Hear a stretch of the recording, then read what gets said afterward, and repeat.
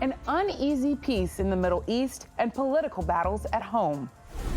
Prime Minister Netanyahu informed me that Israel has agreed to a mutual unconditional ceasefire.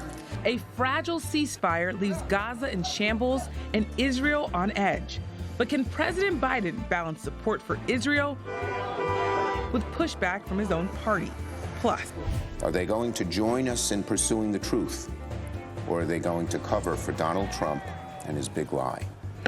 Congress tries to create a bipartisan commission to investigate the Capitol insurrection. But partisan politics gets in the way, as the majority of GOP lawmakers refuse to support it. I've made the decision to oppose the House Democrats' slanted and unbalanced proposal. Next. This is Washington Week. Once again from Washington, moderator Yamiche Alcindor. Good evening and welcome to Washington Week. Tonight, a ceasefire is still holding in the Middle East. With President Biden in office for only 121 days, he's faced a number of unexpected challenges. This week, it was navigating deadly violence between Israel and Hamas. Thursday, both sides agreed to pause the fighting. White House sources tell me behind the scenes, President Biden, in very frank terms, pushed Prime Minister Benjamin Netanyahu to make a deal. Here's the president on Thursday. Palestinians and Israelis equally deserve to live safely and securely and to enjoy equal measures of freedom, prosperity, and democracy. My administration will continue our quiet and relentless diplomacy toward that end. I believe we have a genuine opportunity. But as President Biden affirmed the U.S. relationship with Israel, he faced pushback from his own party. Progressive Democrats are trying to block a $735 million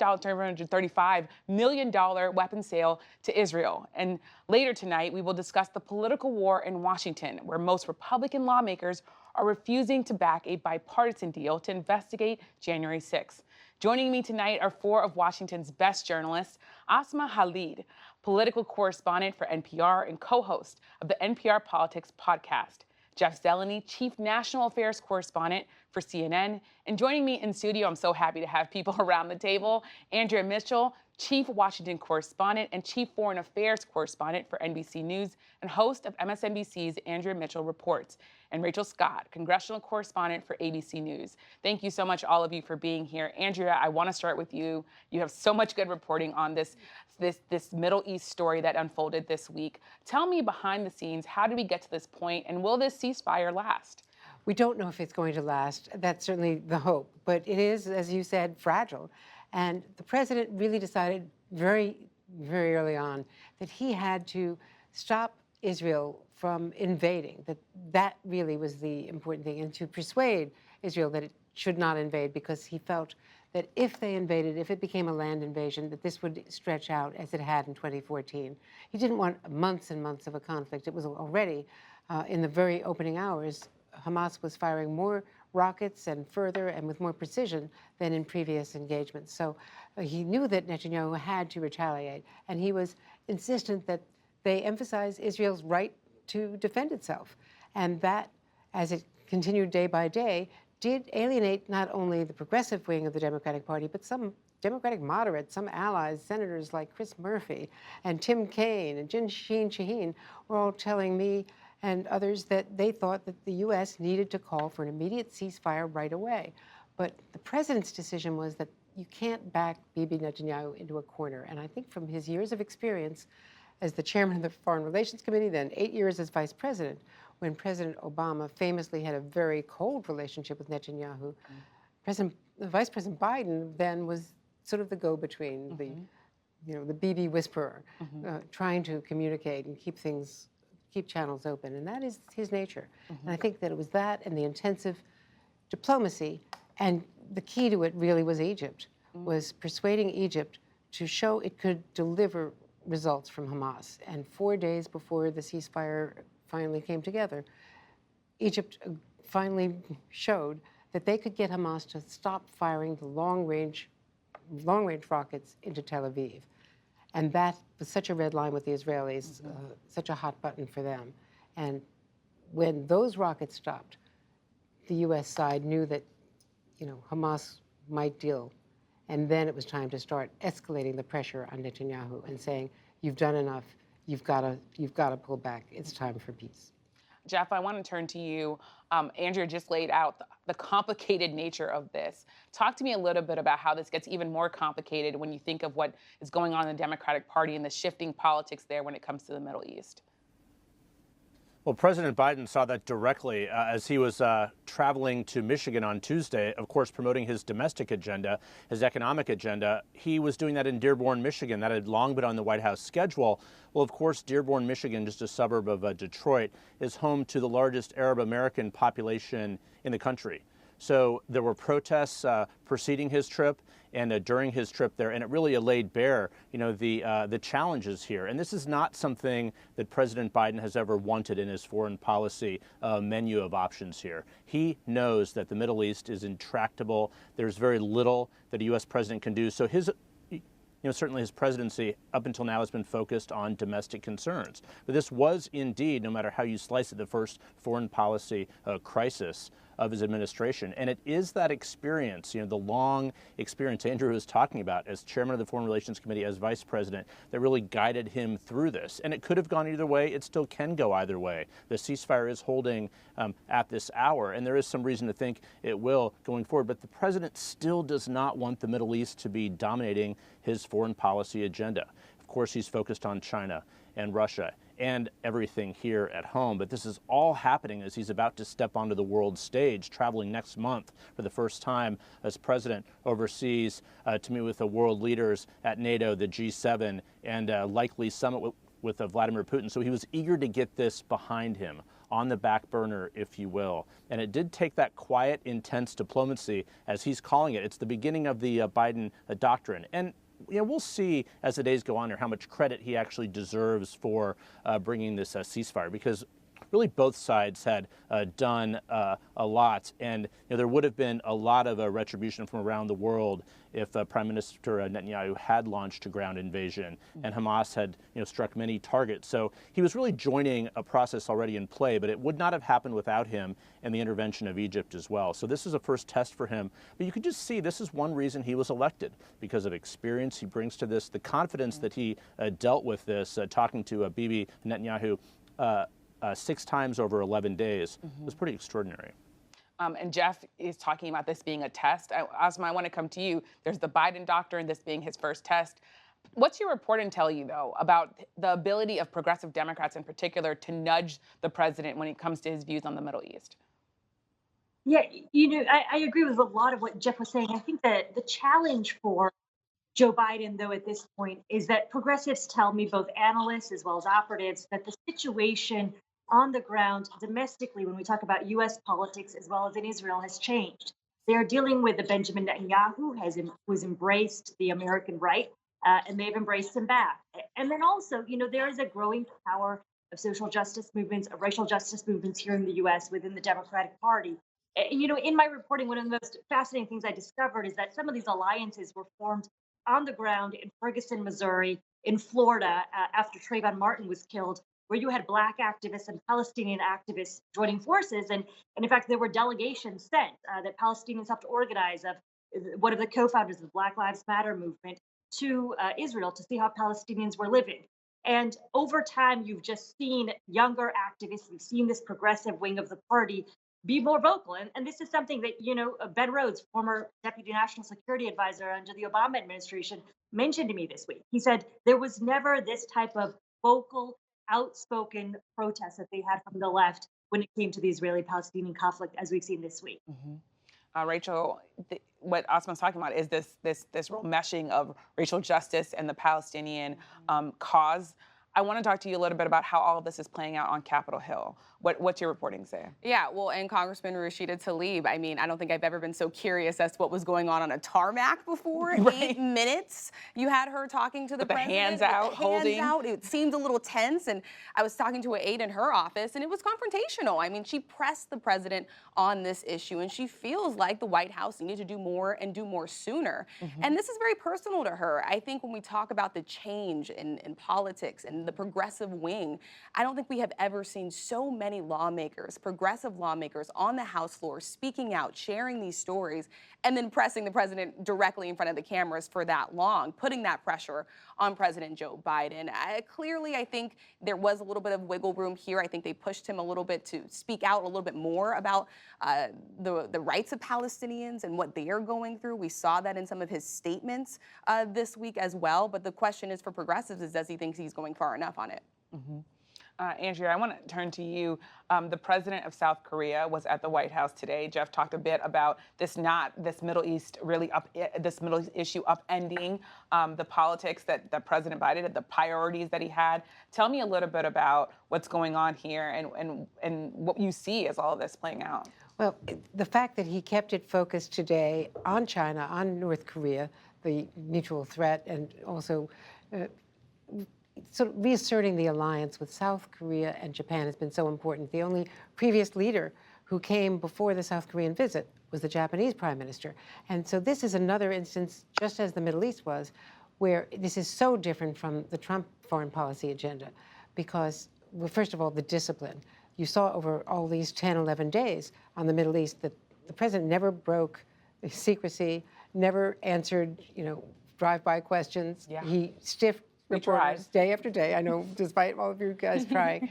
And again, on North Korea, there'll be no love letters between Joe Biden and Kim Jong-un, none of those beautiful letters, none of the overt threats back and forth, and this kind of roller coaster of emotional personal diplomacy. He wants some commitments before they meet, but he is willing to meet, but he wants denuclearization, which was the same goal as the Trump White House. But it's not going to be as personalized. It's going to be much more substantive. And this was really reassuring to South Korea. Very important meeting today where President Trump, in his first meeting in Singapore, when I was there covering that summit with Kim Jong-un, agreed without telling his defense secretary, Jim Mattis, that he was going to cancel the joint exercises, the military exercises with the U.S. and South Korea, which was a bedrock of preparation and readiness and also signals to the North. And to do that unilaterally without telling his advisors, his cabinet secretaries, was pretty startling, and they still have not been resumed, other than tabletop exercises. Yeah. So this was basically getting back to the substance of what you could call a normal U.S. foreign policy. Mm-hmm. Incredible times when you think about those Trump years. Meanwhile, on Capitol Hill, the House voted to approve creating a commission to investigate the insurrection on January 6th. Democratic Representative Tim Ryan of Ohio slammed Republicans for not supporting it. We have people scaling the Capitol, hitting the Capitol Police with lead pipes across the head, and we can't get bipartisanship. What else has to happen in this country? Cops. This is a slap in the face to every rank and file cop in the United States. If we're going to take on China, if we're going to rebuild the country, if we're going to reverse climate change, we need two political parties in this country that are both living in reality, and you ain't one of them. In the end, 35 Republicans defied GOP leaders and joined Democrats in voting for it. The bill now heads to the Senate, where its fate is unclear. Senate Minority Leader Mitch McConnell has already said he will oppose the legislation. He is accusing Democrats of partisanship. All this comes as allies of former President Trump are now seeking vote audits in swing states. Republicans in states like Georgia and Michigan are trying to relitigate the 2020 election based on the false claim that there was widespread voter fraud. Rachel, I want to come to you. How likely is it that this commission comes together? And if it doesn't get approved, what will Democrats and Republicans do? Yeah, I don't think it really stands a chance at this point in its current form in the Senate. We were on Capitol Hill talking to all of the Republican senators, mainly the ones who actually voted to convict former President Donald Trump in the second impeachment trial. I could tell you a handful, Senator Romney, Susan Collins, seemed to have a willingness towards some sort of commission, but they did want to see some type of changes. But the bottom line is there's not 10 votes in the Senate to do this, Republican votes. That's what the Democrats would need in order to get this through. And that was my question to House Speaker Nancy Pelosi this week is how long are you willing to wait before you move on this on your own and before Democrats over in the House form a select committee on their own. She wouldn't really give a timeline to that, but she did warn that either way, Democrats are going to investigate this. There's a real fear on Capitol Hill among lawmakers right now that this is going to happen again. And for Republicans, sources that I've been talking to in the party, a lot of them just really fear that this was going to hang over the midterm elections. Even though the commission would have ended by the end of the year, they thought that it would drip, drip, drip, dabble, dabble, dabble, on and on and on, and it would continue to hang over the critical midterm elections at a time when Trump is still a central part of the party. Trump is clearly a central part of the party, and Republicans that I've been talking to definitely are worried about what the implications are if there are testimonies about January 6th. Asma, I want to come to you. What's the White House's view of all of this? How are they going to handle this? And how will they deal with this when you think of the midterms coming up in 2022? Well, the White House and Joe Biden himself, President Biden, has said that he would like there to be a bipartisan commission. At this point, as Rachel was saying, that doesn't seem likely, which I think is just fascinating, given that it's modeled off of the 9/11 Commission as a bipartisan group. But I think, look, this just speaks to the fact that the 9/11 Commission was based off of an attack by outsiders. This was an attack committed by those within the United States, and there doesn't seem to be consensus with how to deal with this. I think some of this is about, certainly senators wanting to shift the conversation to other issues like the economy, et cetera. But part of this, to me, has always been the fact that Donald Trump, in the 2016 election, was not an isolated force. I've often said he tapped into this pre-existing condition in the country.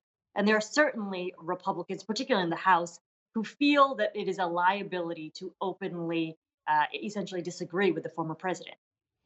Jeff, former President Trump still has so much influence over the GOP, but his legal troubles are multiplying. This week, New York Attorney General Letitia James announced that she's teaming up with the Manhattan District Attorney for a criminal investigation into the Trump Organization. I wonder, from your point of view, what is the legal jeopardy that this could cause for former President Trump, and how does that connect to all that we're talking about, the commission, the GOP, sticking with President Trump?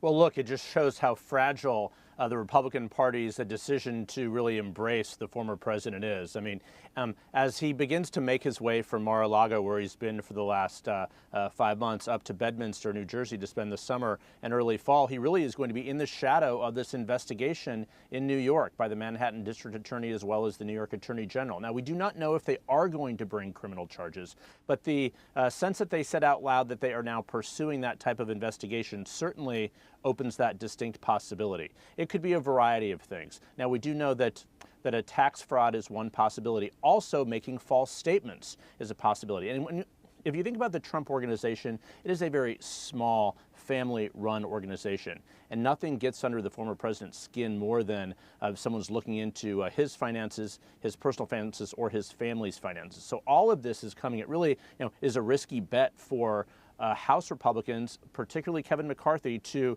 throw all the chips in with the former president here, because we do not know his standing at the end of all this. But one thing that is interesting, and we'll have to watch how this plays out, the Republican base is still very energized around the idea of this election fraud, which has not been proven. In fact, there are no examples of widespread election fraud that would have impacted the election at all. Yet these audits are going on in Arizona, other places. For now, the Republicans I talk to say that's fine, it's keeping the base energized. But the reality is, by allowing, by not moving on from the former president, they have invited him directly into their table for 2022. And Mitch McConnell has made the decision, the Senate Minority Leader has made the decision to not go after, not support this commission, not because of President Trump per se, because he is focused on trying to win a Senate majority, and he does not want this hanging over him. But boy, it is very risky. And the Republicans who are still so concerned about what happened on that day are uneasy about not doing the simple step of simply investigating it. But President Trump is still directing his party. Andrea, Jeff just said, President Trump is still at the table. I think he's probably at the head of that table, right? Yeah. Talk to me a bit about how the GOP both, of course, wants to put the 2020 election behind them, but also wants to relitigate the 2020 election. How is that complicating all of this? And really, what does it say about our democracy and the dangers that this might have? It's very frightening in terms of the democracy, because never before have we had a president of the United States not concede an election. We even had a very graceful concession from Al Gore when there were 500 and some votes deciding that election in Florida.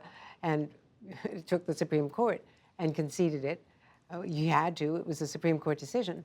But in this case, it wasn't even close.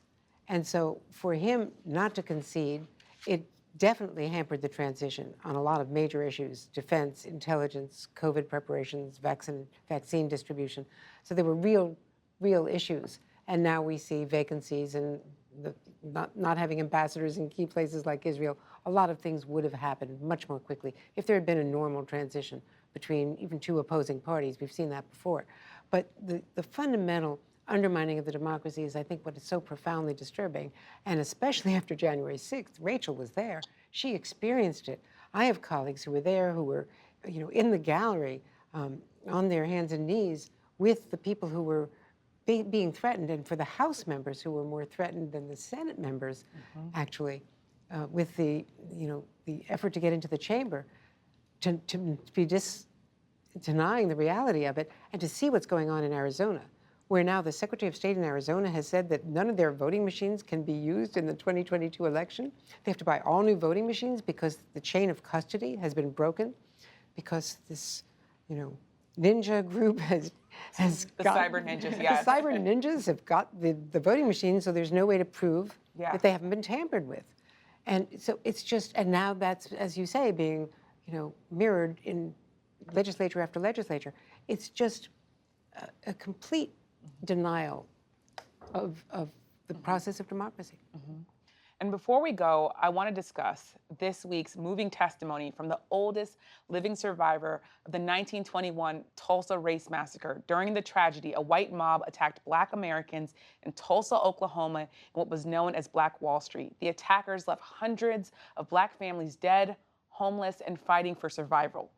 Viola Fletcher, who is 107 years old, came to D.C. to push for reparations and justice. Here's what she said. I'm asking that my country acknowledge what has been happened to me, the traumas and the pain, the loss. For 70 years, the city of Tulsa and its stream of traumas told us that the massacre didn't happen, like we didn't see it with our own eyes. No one cared about us for almost 100 years. We and our history have been forgotten, washed away. This Congress must recognize us and our history. Rachel, you were in Tulsa last year for Juneteenth. What's the impact, do you think, going to be of these efforts, and what might come of this?